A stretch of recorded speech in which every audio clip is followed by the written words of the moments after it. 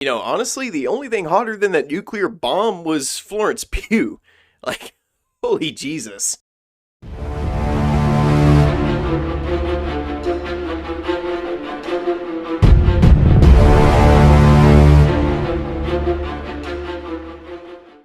So Oppenheimer is a new biopic about the life of J. Robert Oppenheimer, otherwise known as the guy who literally gave mankind the power to blow themselves to kingdom come. But this movie chronicles his life from him being a struggling chemistry and physics student to him being recruited and working on the Manhattan Project to the aftermath in which he deals with the harsh reality of how his creation has truly changed the world. Dude, talk about hype. Like, holy shit. This probably had to be the 5th most anticipated movie on my list for 2023. And it sure fucking delivered, because holy hell, Oppenheimer's awesome. It's got everything that I could hope for in a film. It's got great cinematography, it's got great acting, it's got great writing. And at this point, man, Christopher Nolan, he just gets it. He just has it down. But there's just something about Oppenheimer that elevates it a little more than some other Christopher Nolan's movies. This is a 3-hour dialogue fest where characters are talking constantly. It also kind of bounces back and forth between narratives, kind of like Pulp Fiction. Like, sequences in this movie are kind of told out of order. But what Oppenheimer does really well is it just does a really good job of taking you into the mind of this guy who is dealing with the consequences of something he made. And that thing he made could have repercussions for the entire world. And Cillian Murphy, man, this is probably his best performance. I would not be shocked at all if he somehow got a Best Actor nomination after this. And you really get to see just how smart this guy is, but you also get to see just how vulnerable he is. And really, some of the best moments in this movie involving him are when they're out in Los Alamos working on the Manhattan Project. There's just really something tense about these group of geniuses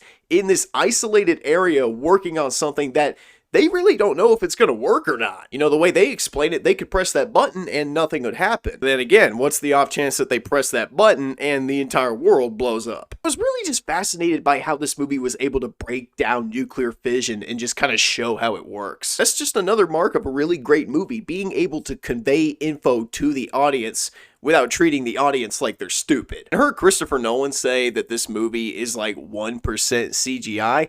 Honestly, I wouldn't be shocked if that's a lie, because watching this movie, it is very hard to tell when things are CGI. Yeah, that nuclear bomb exploding in your face? Practical. I don't know how the hell they did it. Really, the show stealer for me was Robert Downey Jr., man. We all know this guy is loaded off Iron Man money. He didn't need to show up and put in a good performance, but you know, there's just something good about seeing Robert Downey Jr. show up and put in a really great performance, even though he doesn't have to. And it's funny I bring up Marvel, because this movie really reminded me of something that Captain America said in Captain America Civil War. Governments are run by people with agendas, and agendas change. Imagine for a second you're J. Robert Oppenheimer. You get called in by the government to make this super weapon for them so that they can end this war that they're fighting. They then drop 2 of those weapons on Japan, and you're kind of sitting on the sidelines looking at it like, holy shit, what have I done? And after seeing what your creation does, your government then vilifies the shit out of you because you're standing there going,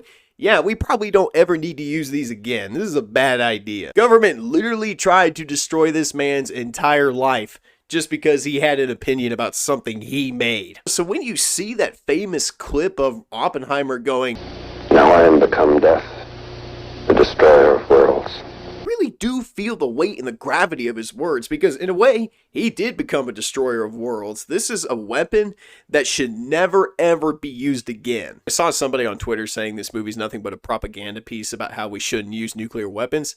You're goddamn right. All these nuclear weapons we have over here, yeah, we don't need to use those. Ever. If I had one gripe about this movie, I'd probably say it's the amount of times I saw Florence Pugh's tits in the movie. To me, there were just certain moments in the movie where it delved into that realm of just being gratuitous for the sake of beam gratuitous. It was cool the first time around, like, oh shit, I got to see Florence Pugh's tits, and oh shit, I've seen them 3-4 more times. Why am I seeing this? In the end, guys, I thought Oppenheimer was kick-ass. It's certainly not Nolan's best movie like everybody's saying it is, but it is definitely up there. It's definitely on a list of movies that are his best. The performances are great, the writing is great, the cinematography in this movie is fantastic. If I had it my way, everybody in this movie would get some kind of award. I forgot to talk about Matt Damon. Matt Damon was fucking awesome in this movie. I'll say, Oppenheimer, dude, holy shit. It's a gift from the gods, without a doubt.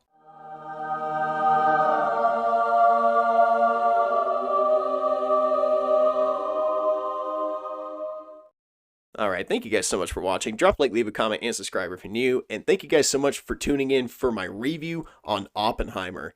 And yeah, I know I'm about a month late, and I have 8 movies that I have not reviewed yet. But I've never been one to give up that easily. You gotta persevere. Somehow, you just gotta pull through it and persevere. But enough of that. Thank you guys so much for watching. Once again, drop a like, leave a comment, and subscribe if you're new to the channel. And as always, I'm the Unbiased Movie Nerd, saying peace, and I'll see you guys in the next review. Peace out, everybody.